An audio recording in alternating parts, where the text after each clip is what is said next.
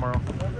Wow, it's crazy that we're starting a season and we're starting it this way. I mean, like I've talked about before, usually October 15th was your start date.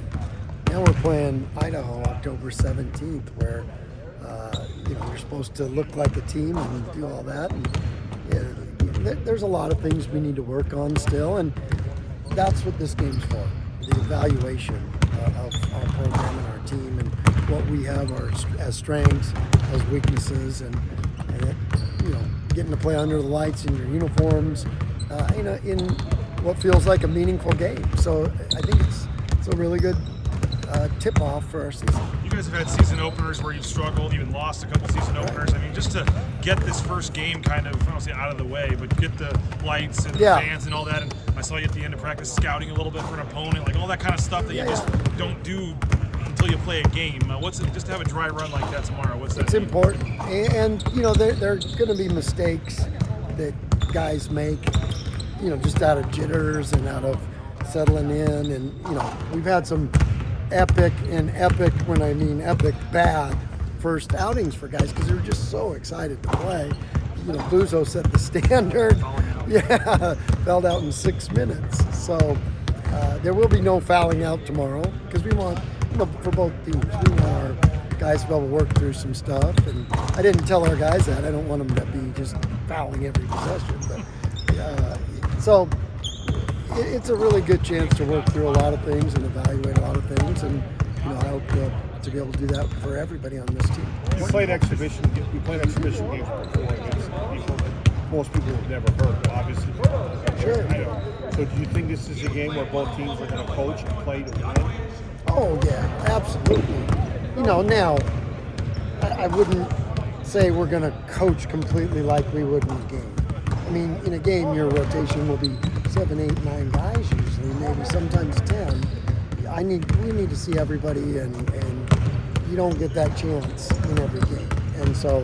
And then we're going to play an extra 10 minutes at the end so make sure the crowd stays around and gets to watch everybody. And that might be a good chance to get a lot of minutes for guys that maybe didn't get enough. And just more game experience. We got guys on our team that didn't. Dom redshirted last year because of his knee injury. He needs a lot of minutes. Ethan hasn't played for 2 years, and 3 freshmen, 4 freshmen. So an opportunity to get some of that and get those jitters out is really helpful. What are you hoping to see from them tomorrow? I mean, like you said, it feels like a real game. Still a couple weeks before the counting one starts. So how do you kind of approach this with what you want to show out there?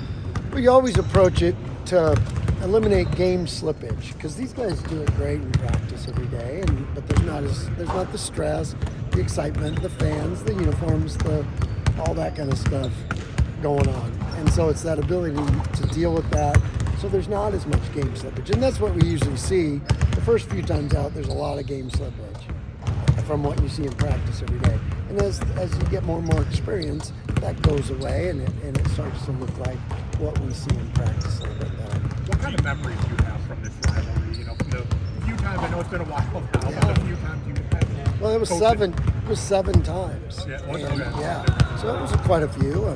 I mean, I just remember when I first got here, it was like, wow, this is an intense rivalry, and it is. There's such a history, and the history changed for the two schools in a lot of ways that you saw over time. Because, I grew up, my first college job was with Don Munson, the legendary Idaho coach. I mean, that team, I watched that back then. It was one of the greatest teams in the country. Think about that.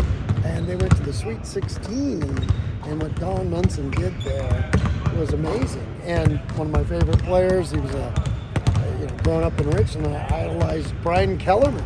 So I was a big Vandal fan. And then Matt Haskins played there from Richland. And so I have a long history with what is the Idaho basketball. And, everyone, because I'm the Boise State coach, they all wanted me to hate Idaho when I got here.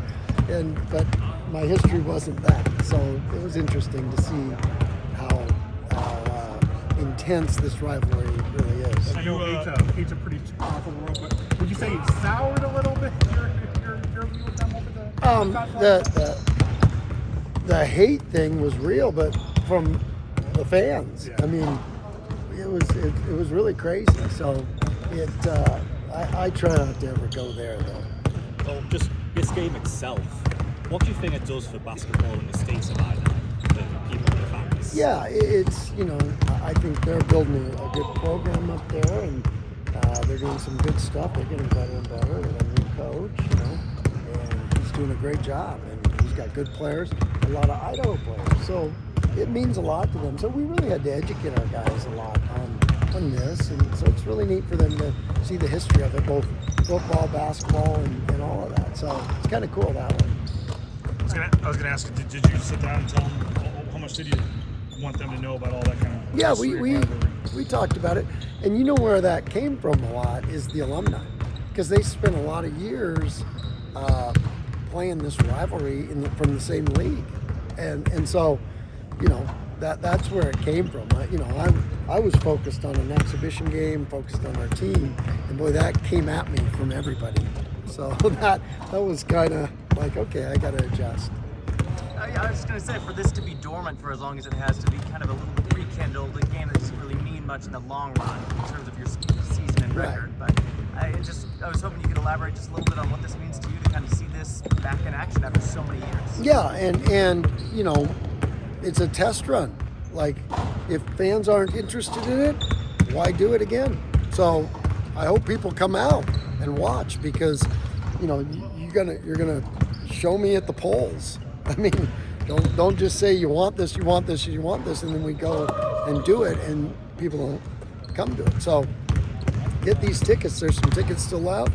They're I think $15 each. That's you come downtown on a Friday night before a football game. It's gonna be a fun outing. So sell this thing out, then we'll think about doing it some more. I got one more follow-up just because I'm doing a deep dive on this. Were you coaching during the County Spectrum years when they were playing in the Kivy Dome up there in Idaho? Oh yeah. What was that like for you to coach?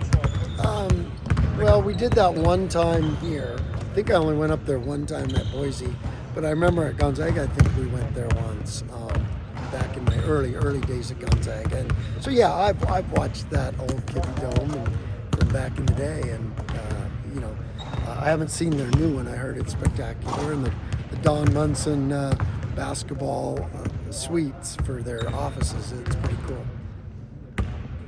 Thanks, Coach.